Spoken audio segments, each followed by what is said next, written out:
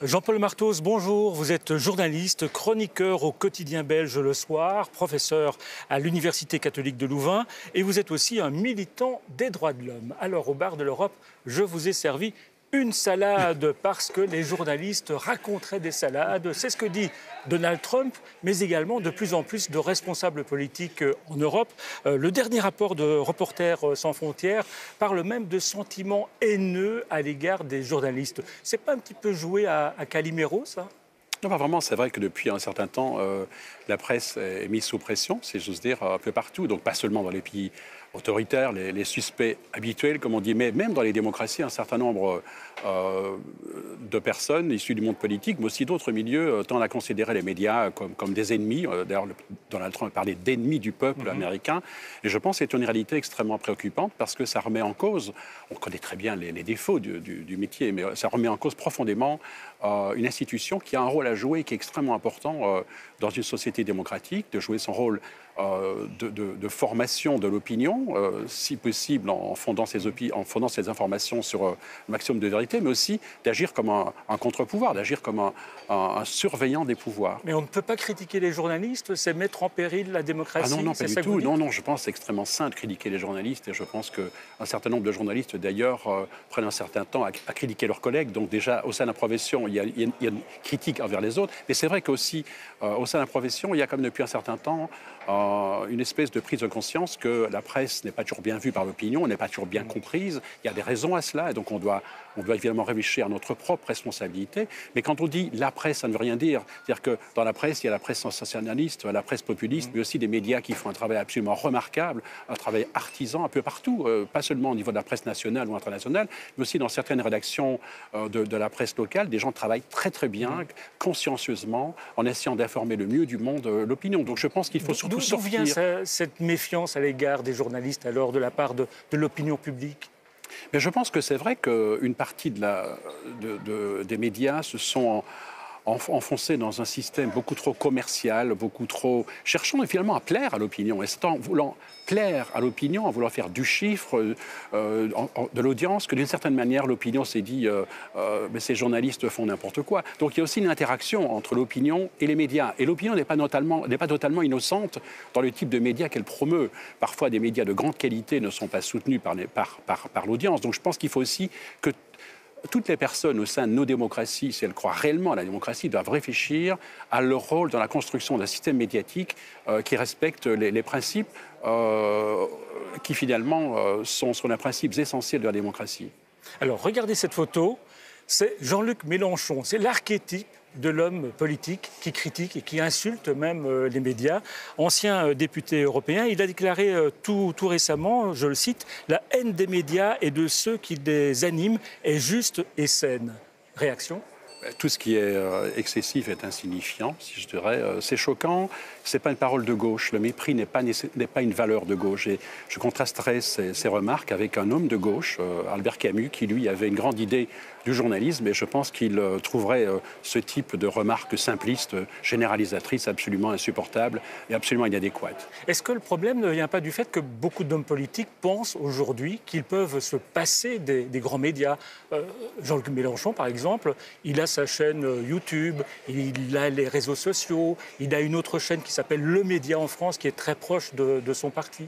Oui, je pense qu'il y a cette raison est réelle. Je pense qu'aujourd'hui, le monde politique peut contourner les médias, peut créer une relation directe avec les électeurs au travers des réseaux sociaux. Mais je pense qu'à terme, c'est une équation qui ne fonctionnera pas toujours parce que il y aura toujours une nécessité d'avoir des médias qui font un travail indépendant, qui ne sont pas les porte-parole de nos propres dogmes et tabous, mais qui font un travail critique. Et je pense qu'à terme, la crise que vivent aujourd'hui les médias, notamment en raison de ces pressions exercées par le monde politique et de ces sentiments que le monde politique peut éviter les médias, je pense qu'à terme, ça va renforcer au sein des médias la nécessité de redécouvrir les valeurs fondamentales de ce métier. Et je pense que c'est ce qu'on voit actuellement, par exemple, aux États-Unis, avec les prix Pulitzer de cette année, quand on voit la manière dont ces prix ont été accordés, par exemple Washington Post et New Yorker, qui ont révélé quand même cette grande affaire du harcèlement sexuel, c'était un élément fondamental dans le débat démocratique qui a fait avancer finalement des droits. Et je pense que de plus en plus, la crise dans laquelle se trouvent les médias les pousse à redevenir ce qu'ils n'auraient jamais dû peut-être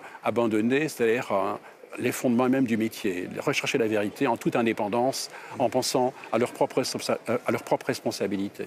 Alors, les fake news, c'est devenu une insulte qui est utilisée souvent d'ailleurs par des hommes politiques, mais c'est quand même une réalité aussi, c'est un vrai problème auquel les journalistes sont confrontés. Oui, je pense que les fake news sont véritablement un danger pour la démocratie. J'avoue que j'ai du mal à savoir quelle est l'ampleur réelle et l'impact réel de ces fake news. Moi-même, personnellement, et les gens avec qui je travaille semblent très peu confrontés à ce type d'informations, parce que peut-être on sélectionne les médias qui nous semblent les meilleurs. Mais je pense que oui, c'est réellement une menace. C'est une menace parce que ça pollue le système, le discours démocratique. C'est une menace aussi parce que les gouvernements pourraient être tentés d'utiliser cette réalité pour imposer un certain nombre de normes qui termineraient par contrôler les médias. Donc il y a deux dangers dans les fake news. Le danger qui vient de la désinformation. Oui, il y a des projets de loi en France notamment. Oui, je pense que certains... Pour interdire les fake news, je ne sais pas très bien comment on pourrait faire, mais... Voilà, je pense que de toute façon en France, il y a une vieille loi, très bonne loi de 1881, qui interdit déjà les fausses nouvelles. Je pense que c'est suffisant pour intervenir en termes juridiques pour contrer ces fausses informations.